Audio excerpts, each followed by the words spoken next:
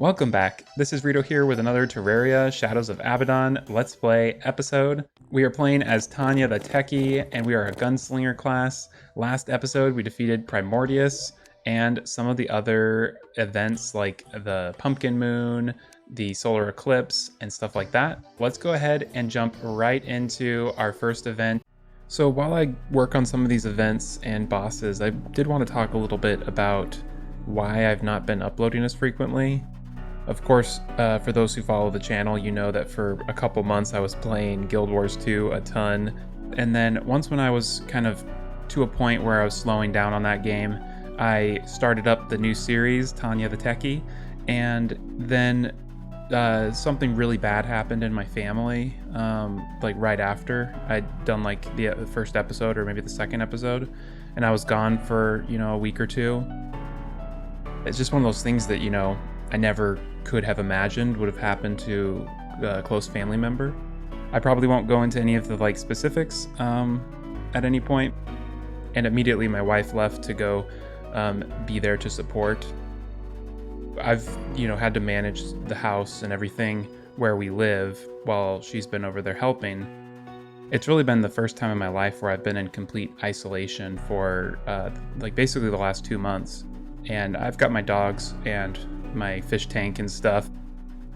It's definitely been kind of rough to be so alone, especially after something so terrible happened. I've gone through a lot of sadness and just like a lot of stuff I'm trying to process. Making videos is tricky sometimes, because I like to keep everything very positive and, keep an energy level that's very good. It's not that I'm depressed or anything. It's just that I'm in a somber kind of mood. I've not really been playing any video games. I've mainly just been focusing on getting enough sleep, eating healthy, exercising, getting fresh air, doing the things that really help the mind and the body and all of that. And so I've been trying to focus on those sort of things. Plus I've been doing lots of research as my wife and I are planning to move, hopefully soon. My thoughts were just kind of to wait and see when I feel ready to jump on and talk and stuff. And today I've actually felt really good about just jumping on and playing some Terraria and talking. And so my goal is hopefully I'm going to film just a few videos while I'm in a really good space, because then I can just, maybe finish the series today, and then I can edit and hopefully the videos can come out consistently. With everything that's gone on in the world over the last 2 years, I did just want to say to those who are struggling right now, even though in the moment things can seem really hopeless, lonely, or sad, there is opportunity in the future. There's been a lot of times when I was really sad and I didn't think the future was going to be better, and so many great things have come since then. And so I know, even though things are really rough right now for me and my family, I know that there's a lot of great things that are going to happen in the future. And so really I just want to let you guys know, if you're going through a hard time, to just hang in there. And this is obviously quite different from my normal commentary, so thank you for bearing with me here and listening to some of the things that I'm going through. But now it's time to focus on Terraria and get back to the normal commentary and gameplay. So now let's go ahead and defeat the lunatic cultists, and let's get the pillars going. Hopefully we'll get an upgrade from the Vortex Pillar. I'm not sure if this weapon is the same tier as that blaster, but it would be really cool if we had a good upgrade. But this right here probably can defeat the Moon Lord. It's got a pretty good, 1,000 homing damage. That's pretty decent.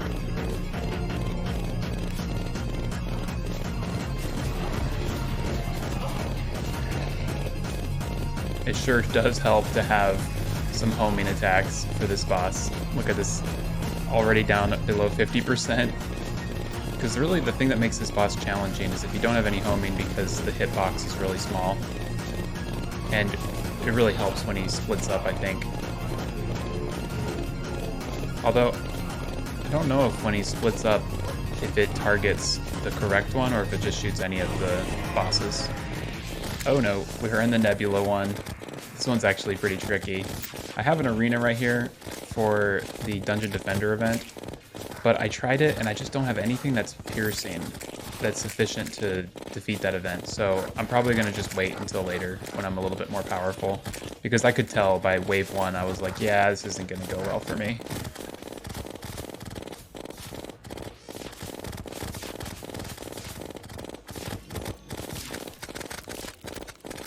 And there we go.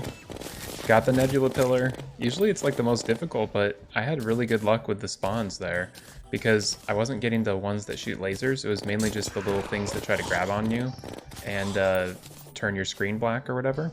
So that was pretty simple. And we have Quasar Fragments. What do those do? Whoa, you can do Glass Soul. It increases damage by 100%. That is so cool. But it ends your life if you get hit. So it makes you forced to do no-hit challenges. Quasar Wings. Ooh, those look cool too.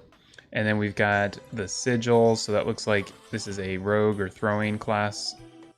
And we have an Oblivion Forge. That's pretty sweet. What gives us these Oblivion Shards? I don't know what... It doesn't show what gives it to us, but it looks like something that we'll probably get later on in post-Moonlord content. And then it looks like you can craft a few throwing weapons as well as a cool melee weapon later on. And here we are at the most important one, the Vortex Pillar. Hopefully we'll get some good stuff.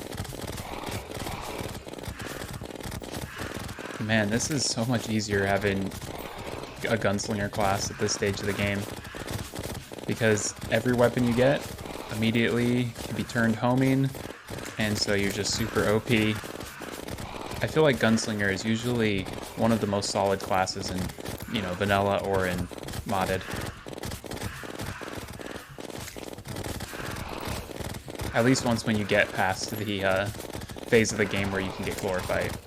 Although Gunslinger is still really powerful in the early stages of the game too, just because of how easy it is to land your hits, and everything is ranged, and got usually a pretty good attack speed, so you can really like pace your hits and do good damage against bosses.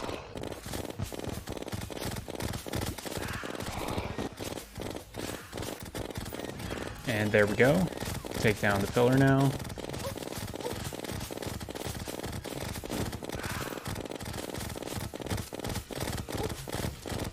Oh dear, lots of enemies spawned right at the end. Wow, that was close. I almost got hit by all those shots. There we go.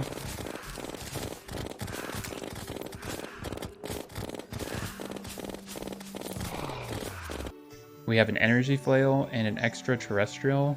That's pretty sweet. We've got these Mars Tech chips from Shadows of Abaddon, and it's got a few different items you can craft with it. But let's take a look at the stuff that we can use for our class, like the Vortex Beater. So hopefully this is going to be better. We still are using Chlorophyte armor, so it's probably not the best, but if we can beat the Moonlord with it, then we can go directly to get Vortex armor, which I think would be nice, because I really don't want to do like a farm for glowing mushrooms. But let's see if there's any accessories. Well, we've got the Avenger. We could do the Avenger or the Destroyer emblem, but really it doesn't look like we can craft that much more stuff.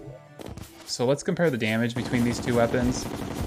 So the Vortex Beater can do about 2,400, and the Zapper's Insanity can do about 2,400 as well.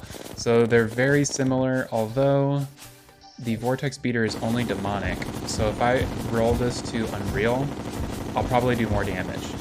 I do like the way it shoots the rockets and stuff, it's so fun. And it's got such a menacing sound, it's so loud. So let's defeat this solar pillar, and then next episode we can probably do the Moonlord and some of the first stuff after the Moonlord content, which is going to be super cool, because I've heard that's when this mod gets really awesome. And I'm dead. And I think most people know this by now, but if you don't, it's very helpful to always stay grounded when you're doing this, because if you're flying in the air, those worms will get you. So you should always want to stay on a platform and shoot down on everything. And then when those worms come by, you definitely don't want to be off the ground. These guys, of course, don't really care. They'll get you wherever you are. Well, at least this solar pillar is right next to our base. So it makes it nice and convenient to just keep coming in. Oh no, ran right into those fireballs immediately.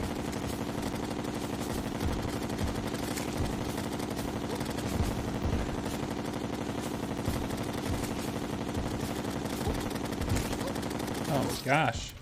I'm getting shot by these guys. Or are they reflecting? So to test my theory, I'm not going to shoot at all. Well, I'll shoot this so that thing doesn't mess me up. But I want to just run around and see if any of these enemies shoot projectiles at me. That makes sense. It doesn't seem like there's any projectiles. I think I'm just having my attacks reflected back at me, which is taking me down.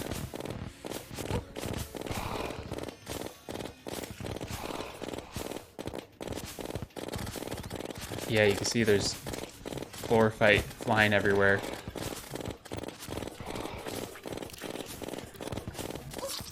Yep, those guys must be reflecting my damage. I don't know how I've played Terraria this long and not realized that these enemies can reflect. Surprisingly, struggling on the solar. The Vortex and the Nebula were so easy. Okay, so this time I'm going to try a new strategy. I'm just going to try staying in the air and moving as quickly as I can. And that way we can hopefully just avoid most of the damage, just by the fact that we're moving so quickly. Or not. Those reflect attacks shoot so quickly, and I think it does like 200 damage. Plus, I'm being lazy and I'm not going to the nurse. I just run right in with my potion used. So that's not the best idea. Well, the solar pillar's now open, so let's go defeat it, and good riddance. This is very challenging with a ranged class like this. Okay, let's try to defeat it without getting all of our damage reflected on us. No! It's when they do that little jump spin attack. The chlorophyte will home in on them and then just like reflect right back at you.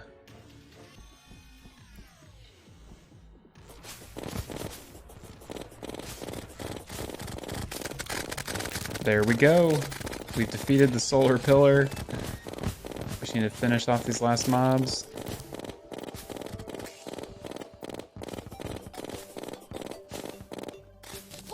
No! I hadn't even like shot. I had stopped shooting because I wanted to make sure I didn't get any damage reflected. But the chlorophyte must have gone over there and swung back and got one of those enemies when it was spinning. At least hopefully they will despawn, so we can go over there and grab our loot in peace. Here we go. And now we just have one more pillar left, and it's the Stardust pillar right over here. And you can see we've got our Moonlord arena ready to go. So next episode, we will definitely defeat the Moonlord first thing, and then we will jump into some of these bosses that are post-Moonlord. So in this video, we defeated the Frostmoon, Duke Fishron, the Lunatic Cultist, and 3 of the pillars. If you're enjoying this series, be sure to like and subscribe so you can catch the next episodes. I'll try to be posting a little bit more frequently because I'm going to try to film the next few and make sure I've got a backlog before I even release this. So hopefully there will be already edited videos so I make sure to finish this series. Thanks for bearing with me with the weird upload schedules, and once again, thanks for watching, and I'll see you next time.